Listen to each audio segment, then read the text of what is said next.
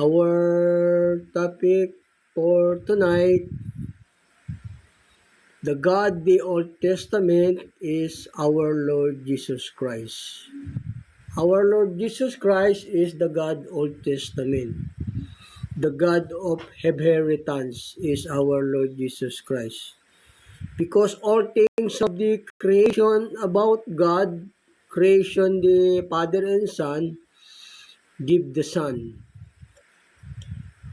O yun po.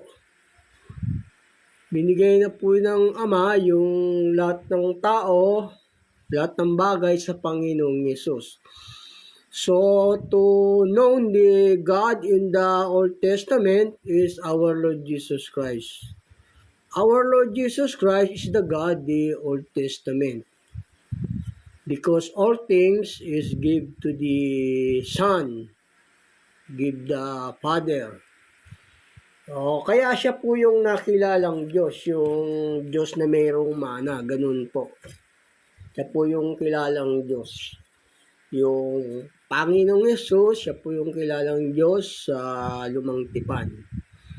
Pinakilala lang yung Ama ng Panginoong Yesus nung siya ay nagkatawang tao sa lupa. Ganun po. Pero isa po sila ng pagka-Diyos ng Ama.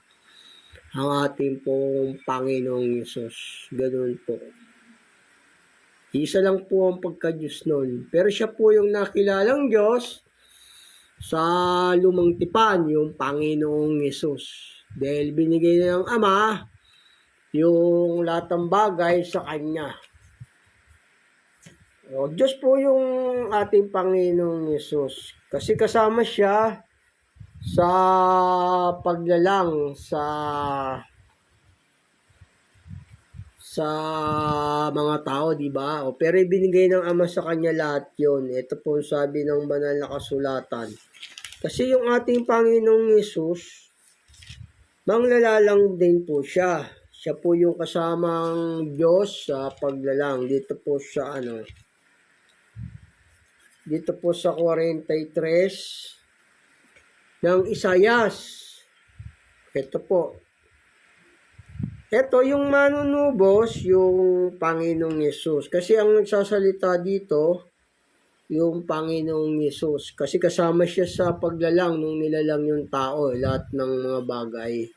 Kaya siya po yung kilalang Diyos na Ama ng mga tao noon sa Old Testament.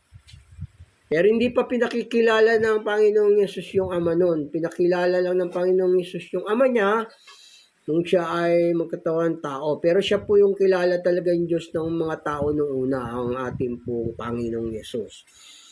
Ito po sa may Isaias 43:14. Kasi siya yung may lalang din ng tao. Ito po sabi ng banal na kasulatan.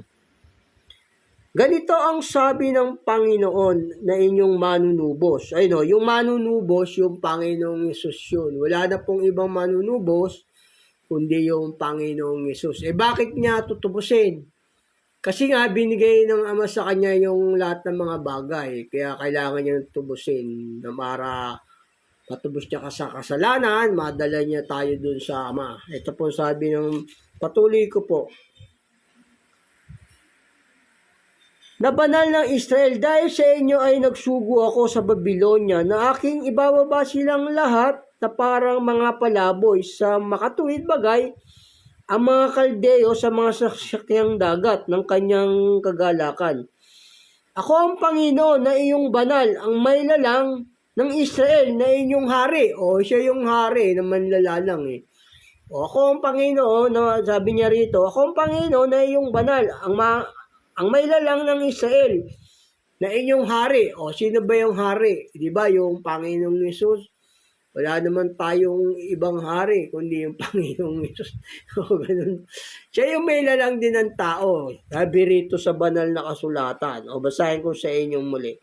Siya yung manunubos Ako ang Panginoon na inyong banal, ang may lalang ng Israel na inyong hari. Siya yung hari, di ba? Yung Panginoong Yesus, wala na pong iba Kasama siya sa paglalang yung Panginoong Yesus. Kaya nga sabi nga doon sa Genesis, Dalangin natin ng tao ayon sa ating wangis, ayon sa ating larawan. O kasama po siya ron.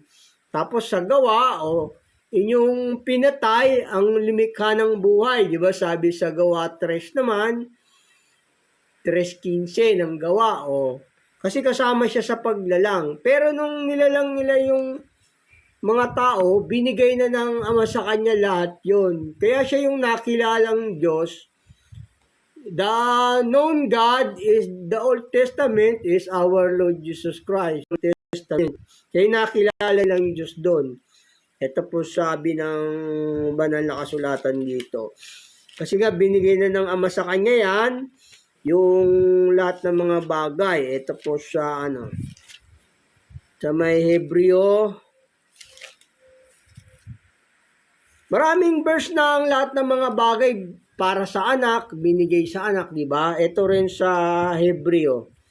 Dito sa Hebreo 2:10, tapos 13.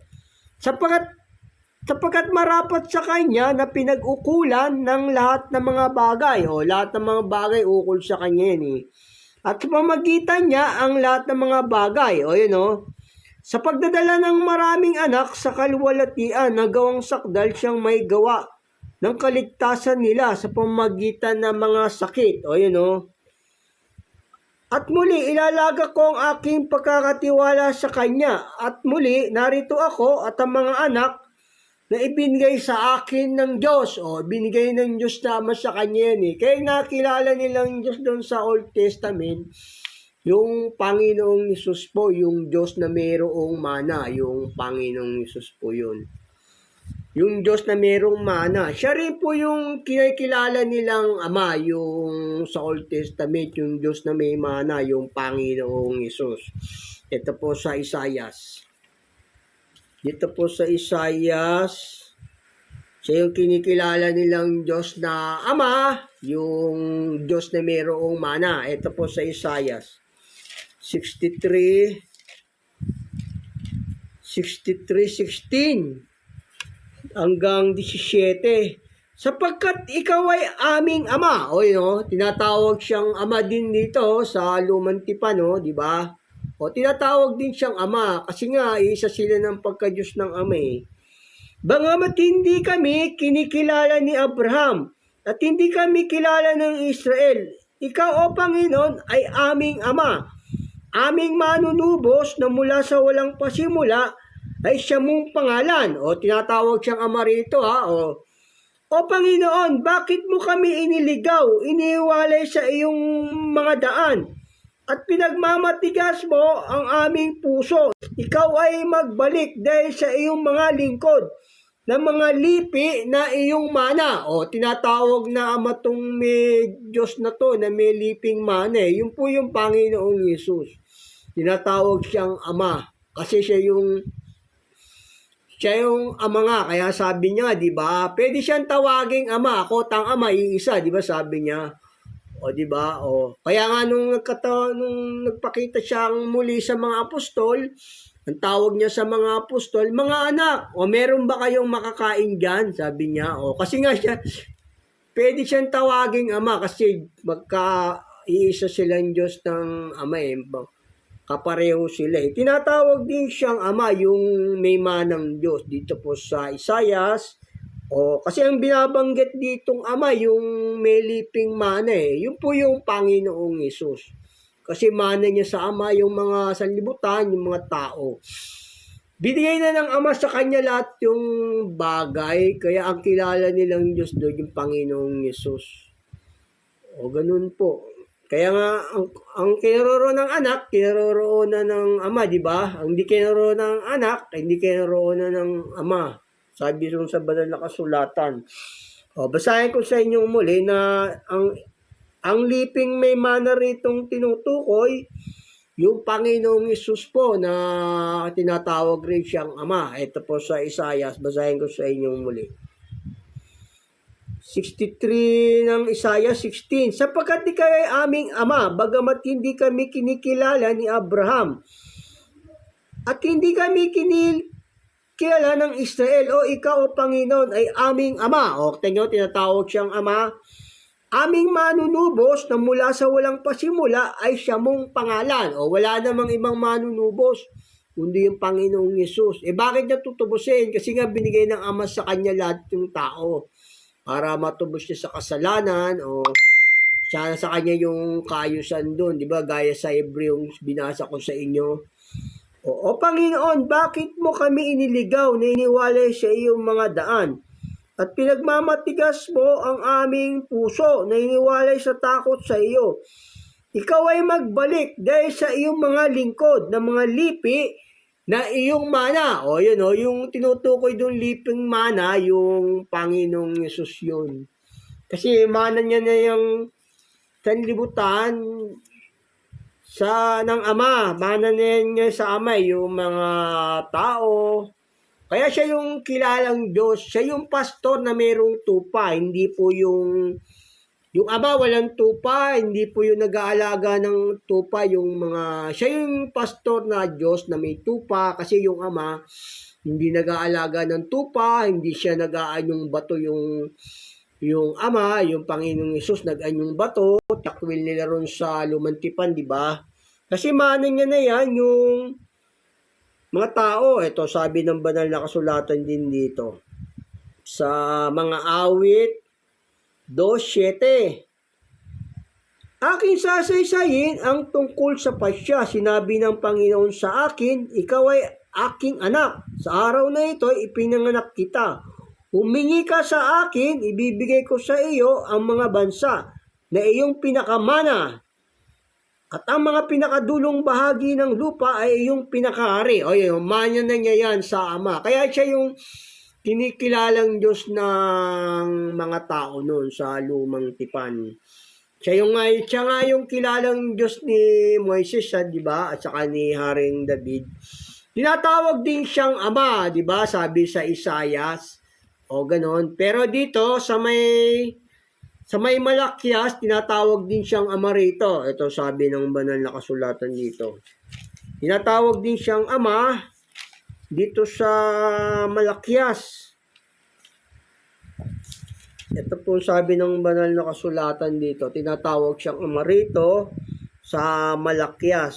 Sa 1:6, ginagalang ng anak ang kanyang ama at ng alila ang kanyang Panginoon. Kung ako nga'y Ama, saan nandoon ang aking dangal? O sabi ng Diyos dito, kung ako'y Ama, o nasaan ang aking dangal? Sabi dito ng Diyos. Ang nagsasalita dito yung Panginoong Yesus. Kaya tinatawag din siyang Ama yung Panginoong Yesus. O, at kung ako'y Panginoon, saan nandoon ang takot sa akin? Sabi ng Panginoon ng mga hukbo sa inyo o mga sordote na nagsisihamak ng aking pangalan. O nagsasalita dito yung Panginoon ng mga hukbo. Yun po yung Panginoong Yesus, tinatawag din siyang Ama. Yun po yun. O, siya yung nagsasalita dito, yung Panginoon ng mga hukbo. Yung sabi niya, kung ako'y Ama, nasa nung dangal ko, di ba? O tinatawag din siyang Ama kasi, yung gaya sa Isaiah, sabi, di ba? Ikaw ay aming Ama, aming manunubos, di ba? Sabi ron. Kaya dito sa Malakias, tinatawag din po siyang Ama rito. Ang nagsasalita dito, yung Panginoong Yesus. Kasi yung Ama, hindi pa po nagsasalita yun sa lupa, di ba? O basahin ko sa inyong muli. Ginagalang ng anak ang kanyang ama at ng alila ang kanyang Panginoon. Kung ako nga'y Ama, saan nandoon ang aking dangal? O, tangot, siya pa nagsasabi, kung ako ay Ama, o kasi nga Ama nga rin siya eh. Pwede siyang tawaging Ama, ganoon po. At kung ako'y Panginoon, saan nandoon ang takot sa akin? Sabi ng Panginoon ng mga hukbo sa inyo o mga sacerdote na nagsisihamak ng aking pangalan. At inyong sinasabi, sa ano namin hinamak ang iyong pangalan? O siya yung tinatawag ding Ama, yung Panginoon ng mga hukbo. Yun po yung Panginoon ng mga hukbo, yun yung Panginoon ni David. Siya po yung Panginoon ni David. Yun yung Panginoong Yesus. Ito sabi ng banal na kasulatan dito. Yun po yung Panginoon ng mga hukbo, di ba, tinatawag ng Ama. Yun po yung Panginoong Yesus po. Yun po, siya po yung Diyos ni Moises saka ni Haring David. Ito po sabi ng ng banal na kasulatan dito. Dito sa 11:9 ng unang kronika. At si David ay dumakila ng dumakila sapagkat ang Panginoon ng mga hukbo ay sumasa kanya. O, sumasa kanya yung Panginoon ng mga hukbo. Yun yung nagsasalita sa Malakyas. Yun po yung Panginoon ng mga hukbo. O, yung tinatawag din siyang Ama. O, yun yung Panginoong Yesus. Yung sabi dun sa mga awit, sinabi ng Panginoon sa aking Panginoon, maupo ka sa aking kanan. O, diba? O, yun yung Panginoon ni David. Yung Panginoong Yesus. Dumakila ng dumakila si Haring David dahil yung Panginoon ng mga hukbo ay sumasa kanya. Diba? Sabi rito, o basahin ko sa inyong muli. Dito po sa unang kronika 11:9. At si David ay dumakila ng dumakila sapagkat ang Panginoon ng mga hukbo ay sumasa kanya. O sumasa kanya. Yun po yung Diyos sa lumang tipan. Yung Panginoon ng mga hukbo. Kasi nga, binigay na ng Ama sa kanya lahat yung bagay na yan eh. Kaya kilala ng mga tao nung na Diyos sa lumang tipan, yung Panginoong Yesus po. Yun po yun. Ito, sabi ni... Yun yung upo sa kanan, yun po yung Panginoon ni Haring David, di ba? Sabi rito, o yung sumasa kay David, yung Panginoon ng mga hukbo, na tinatawag ding Ama, 'di ba, sa Malakyas, o 'di ba? O siya nga 'yon, yung Panginoong Hesus, yung sumasa kay David. Ito sabi ng banal na kasulatan dito sa mga awit 110:1. Sinabi ng Panginoon sa aking Panginoon. O yun, sinabi ng Panginoon sa aking Panginoon. Yung Panginoon yun, Panginoon ni David, yung Panginoon ng mga hukbo, sumasa kanya. Umupo ka sa aking kanan hanggang sa aking gawing tungtungan mo ang iyong mga kaaway. O, yun yung Panginoon ni David, yung umupo sa kanan ng Ama. O, ganun po, di ba? O, pinatunayan din naman ng Panginoong Yesus yan, na siya talaga yung Panginoon ng mga hukbo, yung Panginoon ni David, di ba? Pinatunayan din ng Panginoong Yesus dito sa dito po sa Mateo. Pinatunayan niya ng Panginoong Yesus na siya talaga yung Panginoon ng mga hukbo na sumasa kay David. Ito pong sabi ng banal na kasulatan dito.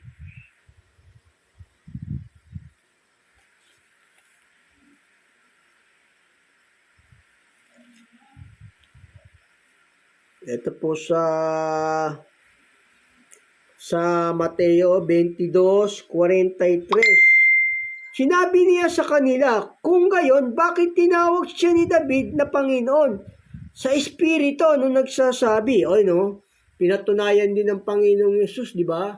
Na siya talaga yung Panginoon ng mga hukbo na Panginoon ni David eh. Siya yung tinatawag ding Ama sa lumang tipan, di ba? Yung Panginoon ng mga hukbo. Ito sabi ng Panginoong Yesus, babasahin ko sa inyong muli.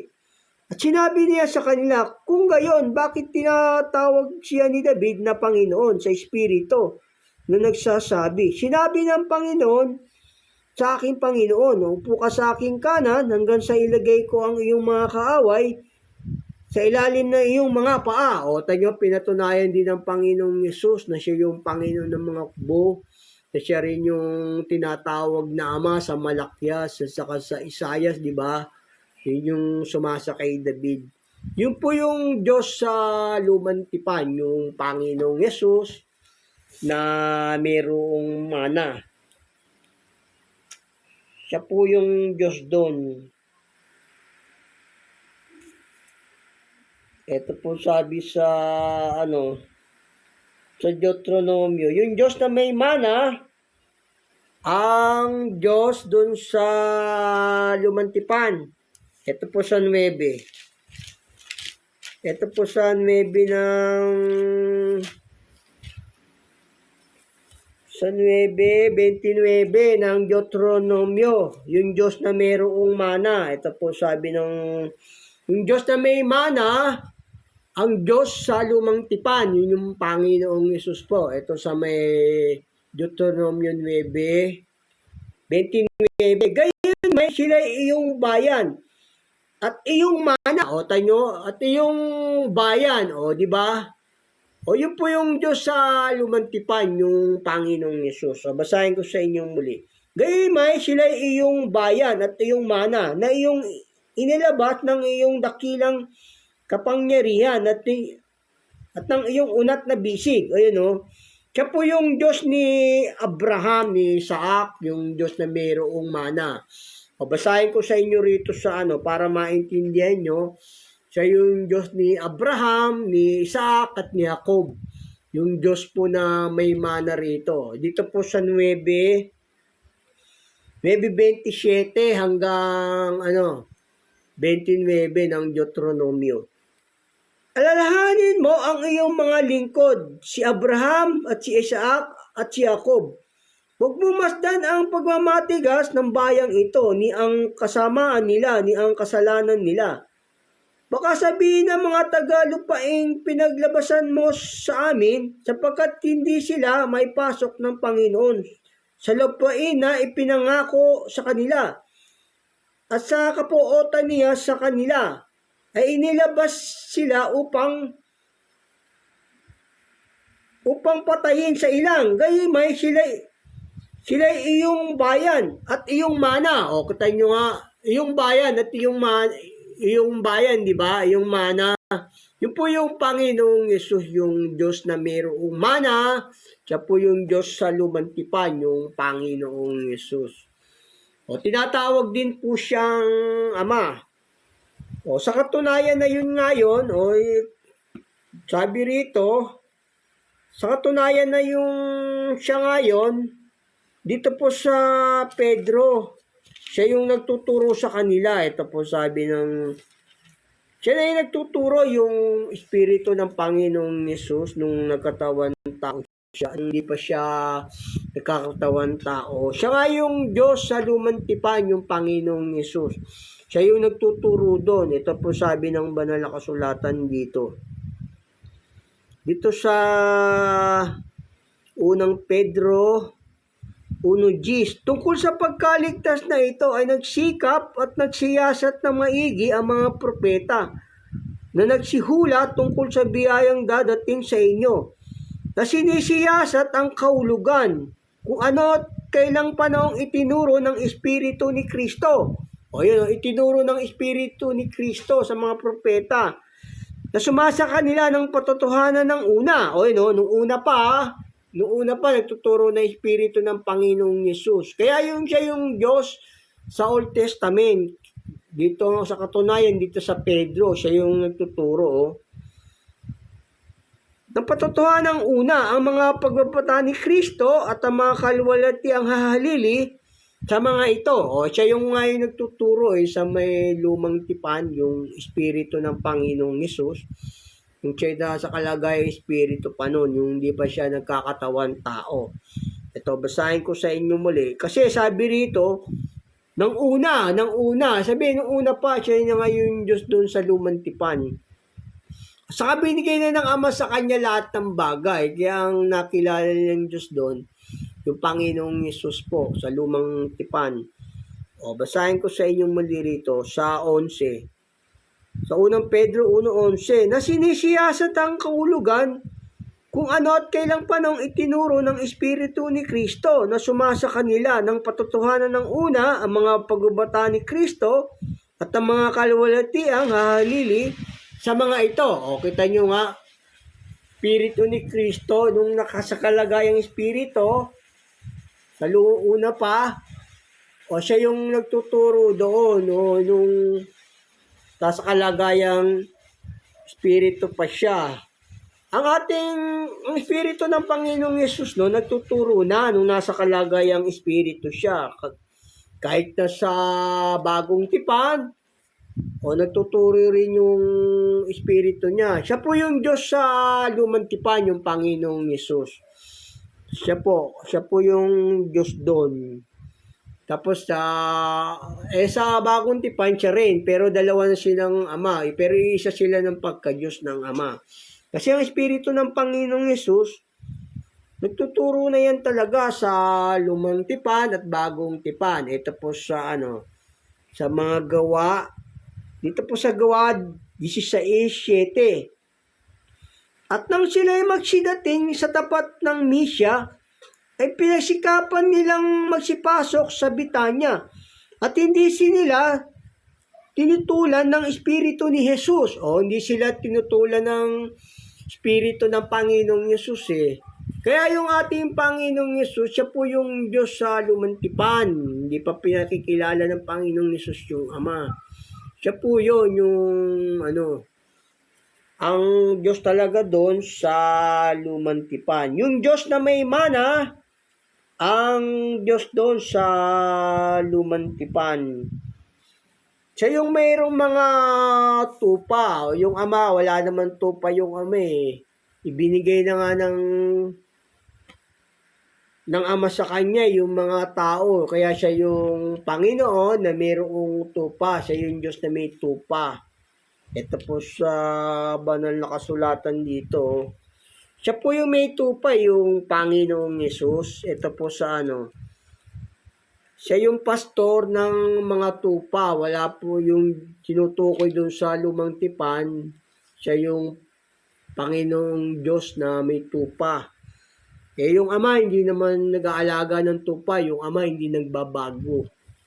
Hindi siya nag-aanyong bato, kundi yung Panginoong Yesus lang. Kaya kasi yung sanlibutan, binigay na ng Ama sa kanya yan. Siya yung may tupa kasi Ama hindi nagbabago eh. Ito sabi ng banal na kasulatan. Basahin ko sa inyo muna rito sa sa Santiago. Yung Ama hindi nagbabago po yan eh. Hindi siya nag-aanyong bato, hindi siya nag-aanyong kung anyo-anyo. Ando lang siya sa langit yung Ama ng Panginoong Yesus. Pero isa sila ng pagka-Diyos. Kita nyo tong Ama, hindi nagbabago to. Dito po sa Santiago 1:17. Ang bawat mabuting kaloob at bawat sakdal na kaloob ay pawang buwat sa itaas na bumababa mula sa Ama ng mga ilaw. Na walang pagbabago ni kahit anino man ng pag-iiba. Tanyo hindi nagbabago yung Ama. Ating Panginoong Yesus nag-anyong bato. Yung batong itinakwil nila, yung Diyos, yun po yung Panginoong Yesus. Siya po yung may tupang Diyos na may mana, yung Panginoong Yesus. Ito po sa sa may 1 Gs 11 tapos 14. Ako ang mabuting pastor. Ibinibigay ng mabuting pastor ang kanyang buhay dahil sa mga tupa. Ako ang mabuting pastor at nakikilala ko ang sariling akin. At ang sariling akin, nakikilala ko. Gaya ng pagkakilala sa akin ng Ama. At sa Ama, ang pagkakilala ko. At binibigay ko ang aking buhay dahil sa mga tupa. Siya yung may tupang pastor na sa lumang tipan na Diyos. Sinasabi ron. Kasi nga yung mga tao binigay na ng Ama sa kanya yan. Kaya ang pagkilala ng mga tupa ang pagkilala ng mga tao, kung tupa ka ng Panginoong Yesus, pagkilala mo sa Panginoong Yesus, Diyos yun. Diyos. Kasi yung pagkakilala sa kanya ng Ama, Diyos siya eh. Kaya ito, sabi ng banal na kasulatan, basahin ko sa inyo muli. Ako ang mabuting pastor at nakikilala ko ang sariling akin. At ang sariling akin ay nakikilala ako. Makikilala mo siya na Diyos, hindi tao. Kasi yung pagkilala sa kanya ng Ama, Diyos eh. Ito sabi ng banal na kasulatan, patuloy ko po, gaya ng pagkilala sa akin ng Ama. Ang pagkakilala sa kanya ng Ama, Diyos siya eh. At nang sa Ama, ay pagkakilala ko, kung paano rin yung pagkakilala ng Panginoong Yesus sa Ama na Diyos, ganun din daw yung pagkakilala sa kanya ng Ama na siya ay Diyos. Sabi rito sa banal na kasulatan, O, basahin ko sa inyo muli. Gaya ng pagkakilala sa akin ng Ama at ng Sama ay pagkakilala ko. At binibigay ko ang aking buhay dahil sa mga tupa. O yun o, kung paano raw yung pagkakilala ng Panginoong Hesus sa Ama na siya ay Diyos. O ganun din yung pagkakilala ng Ama sa Kanya na siya ay Diyos. Ganun din yung pagkakilala ng mga tupa sa Kanya ay Diyos din. Hindi po tao. Bulaan po yung mga tao, yung Panginoong Hesus tao. Bulaan po yun. Kasi ang pagkakilala sa Kanya ng Ama Diyos o pagkakilala rin, ang pagkakilala rin sa Kanya ng mga tupa, Diyos yun. O, di ba? Sabi niya kung paano ang pagkilala ko sa Ama, sabi niya, ganun din yung pagkakilala niya sa akin, di ba? Sa Ama. O, sabi ng Panginoong Hesus. Yung pagkilala nga kasi ng Panginoong Hesus sa Ama, Diyos yun. O ganun din yung pagkilala niya pagkilala sa kanyang Ama, Diyos din siya, di ba? Sabi niya, ito yung pagkakilala ng Ama sa kanya na siya ay Diyos din. Tamo, ito sabi ng Hebreo. Ito po sa Hebreo 1:8. Ngunit tungkol sa anak ay sinasabi, ang iyong luklukan, O Diyos, magpakailanman at ang sentro ng katwiran, siyang sentro ng iyong kaharian. O, kita nyo nga, ang pagkakilala ng Ama sa Kanya, Diyos. O, yun yung pagkakilala ng Ama sa Kanya, Diyos. Ang pagkakilala ng Panginoong Hesus sa Ama, Diyos yun. Ganun din daw yung pagkakilala ng Ama sa anak na siya ay Diyos. Ganun po, siya po yung Diyos sa lumantipan yung Panginoong Hesus na mayroon pong mana. Ganun po. O di ba nagtuturo na yung Panginoong Hesus sa Espiritu, sabi niya, di ba, sa Pedro. Siya po yun, yung Diyos na mayroong mana, yung ating pong Panginoong Hesus. Siya yung Diyos na manunubos. Siya yung batong itinakwil ng mga Israel sa lumantipan, yung Panginoong Hesus po. Ito, sabi ng banal na sa kasulatan. Yung tinakwil nila yung Diyos na bato, ito po sa, ito po sa Deuteronomio 32:15. Narito, ngunit tumaba si Hesuran at tumutol. Ikaw ay tumaba, ikaw ay lumapad, ikaw ay naging makinis. Na magkagayon, kanyang pinabayaan ng Diyos na lumalang sa kanya. At niwalang kabuluhan ang bato na kanyang kaligtasan. O yun yung itinakwil nilang bato, yung Diyos yun. Niwalang kabuluhan nila, yung sa lumantipan, di ba? Siya yung Diyos doon, yung bato, yung Panginoong Hesus po. Pinatunayan din ng Panginoong Hesus yun na siya yung batong itinakwil nung nagkatawan tao siya, yung Diyos na yun. Ito, basahin ko sa inyong muli, yung tinakwil nilang Diyos na bato, na kaligtasan. Yung itinakwil nilang bato rito. Ito, basahin ko sa inyo muli. Na magkagayon, kanyang pinabayaan ang Diyos na lumalang sa kanya at niwalang kabuluhan ang bato na kanyang kaligtasan. O yung Diyos yung batong kaligtasan, yung po yung Panginoong Hesus. Siya yung inilagay ng Ama na bato na panulok sa templo, di ba? Ang batong itinakwil, siya rin ginawang templo sa panulok. O yun dito sabi rito sa sa may, ito yung tinakwil nilang bato, yung Panginoong Hesus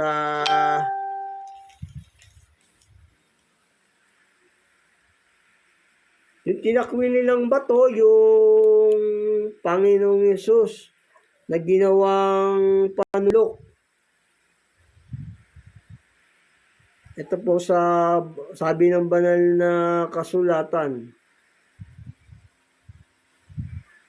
Siya yung batong itinakwil nila, yung Panginoong Hesus, ginawang panulok sa templo. Sabi rito ng Panginoong Diyos. Pinatunayan din ng Panginoong Hesus yan na siya yung bato na itinakwil nilang bato. Ito po sa sa Mateo. Ito pinatunayan ng Panginoong Yesus, yung tinakwil nilang bato sa lumang tipan, na siya rin yun. Ito po sabi ng Panginoong Yesus dito. Sa Mateo 21:42. Sinabi sa kanila ni Jesus, kailanman bagay hindi ninyo nabasa sa mga kasulatan, ang batong itinakwil na nagtayo ng gusali ay siya rin ginawang pangulo sa panulok. Ito'y mula sa Panginoon. Ito'y kagila-gilala sa harap ng ating mga mata. O siya yung bato na itinakwil dun sa lumang tipan, di ba? Ang pinatunayan din ng Panginoong Yesus. Kaya siya yung Diyos sa sa lumang tipan. Ganun. Wala nang ibang batong mailalagay, liban sa na ilalagay na, di ba? Sa makatwid bagay si Kristo. Ayun po, siya yung batong itinakwil nila na pinatunayan din ng Panginoong Yesus. Siya yung batong inilagay doon. Ito sabi sa unang Korinto 3:11, sapagkat sino may hindi makapaglalagay ng ibang pinagsasaligan, kundi ang nalalagay na ito'y si Kristo Jesus. O yun siya na nga yung bato tatapat kung sino may magtatayo sa ibabaw ng pinagsasaligang ito ng ginto, pilak, mga malagang bato, kahoy, ito yung dayami. O yun ang gawa ng bawat isa ay mahayag, sapagkat ang araw ang magsasaysay, sapagkat sa pamagitan ng apoy, inihahayag. At ang apoy rin ang susubok sa gawa ng bawat isa, kung ano yaon. O siya yung batong panulok na ginawa sa templo. Kaya siya yung batong itinakwil sa lumang tipan. Siya yung Diyos na batong itinakwil doon. Ganun po. Siya ang ginawang pangulo. Sabihin ng pangulo, pangulo po yun. Pangulo sa iglesia. Siya rin ang ginawang panulok doon. Ito po sabi sa sa Efeso 5:21. Dito po sa Efeso, ito yung tinakwil nila, siya rin yung ginawang pangulo sa iglesia, ganun po, ginawang batong panulok. O di ba ang Panginoong Hesus din ang nagsabi na siya yon, di ba? O siya rin yun, di ba? Ito sabi ng banal na kasulatan dito sa 5:21 ng Efeso. Pasakop kayo sa isa't isa sa takot kay Kristo. Mga babae, pasakop kayo sa inyo yung sariling asawa na gaya ng sa Panginoon. Sapagkat ang lalaki, pangulo ng kanyang asawa, gaya naman ni Kristo, na pangulo sa iglesia. Ginawa siyang pangulo. Sabihin, ginawang panulok na bato doon. Yung Diyos na tinakwil nilang bato, yun po yung Panginoong Yesus. Siya po yung Diyos sa Old Testament. Yung Diyos po na may mana. Ganun po, yun po. Yun po yung ating paksa. Yung Diyos na may mana po ang Diyos po sa lumang tipan. Kasi mana niya na yan sama yung lahat ng mga bagay. Diba? Sabi, maraming verse dito na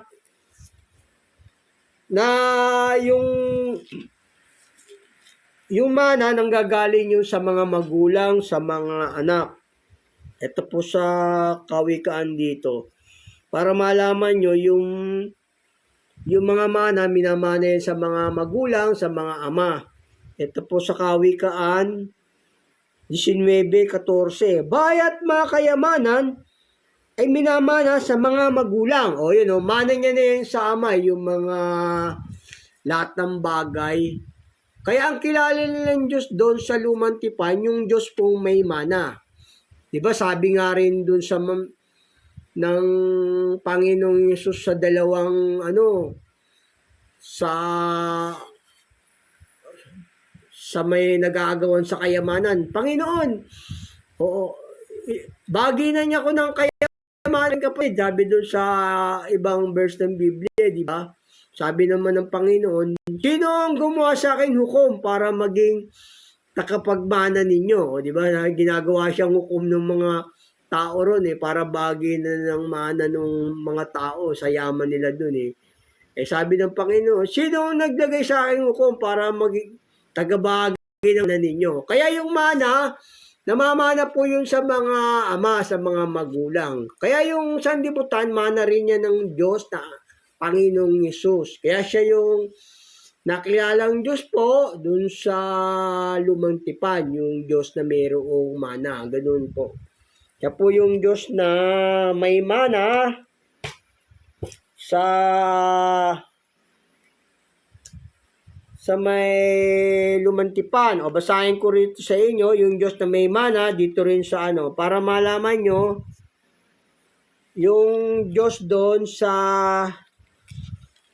lumang tipan, yung po yung may manang Diyos dito po sa yung may manang Diyos, yun po yung Panginoong Yesus. Dito po sa Mika 7:18. Sino ang Diyos na gaya mo na nagpapatawad ng kasamaan at pinalalagpas ang pagsalangsang ng nalabi sa kanyang mana? Yun mana kasi ng Panginoong Yesus yan sabi, sino ang Diyos na gaya mo, na naglalabi sa iyong mana, Kaya yun po yung Diyos sa lumang tipan, yung Panginoong Yesus, yung Diyos na mayroong mana. Hindi naman po nagbabago yung ating Diyos pero kaisang Diyos niya yung Ama, ganun po. Kasi isa lang ang Espiritu ng ating Ama at ng ating Panginoong Yesus. Tinatawag din po siyang Ama, yung Panginoong Yesus, di ba? Yung Panginoon ng manghukbo, siya po yung Diyos doon. God bless po, naunawaan nyo na ang Diyos sa lumang tipan, yung Panginoong Yesus na. Kasi binigay na ng Ama, ang lahat ng bagay niya, mana niya yan sa Ama. Lahat ng mga bagay. Kaya siya po yung nakilalang Diyos doon sa lumang tipan. Yung tinakwil nilang bato, di ba? Pinatunayan din ng Panginoong Yesus na siya yung bato. Ganun po. Tapos si Haring David, pinatunayan din ng Panginoong Yesus, siya yung Panginoon ni Haring David, di ba? Panginoon din ni Moises, yung Panginoong Yesus. Sabi sa sa Hebreo, sa pananampalatayang ni Moises, di ba? Tiniis niya pang ang kandustaan ni Kristo. Yun po yun. God bless po, good evening po. Our topic for tonight is done. God bless. God bless po, ingat. Thank you for watching this, for joining this live discussion. Thank you. See you on other day. God bless. In the name of our Lord Jesus Christ.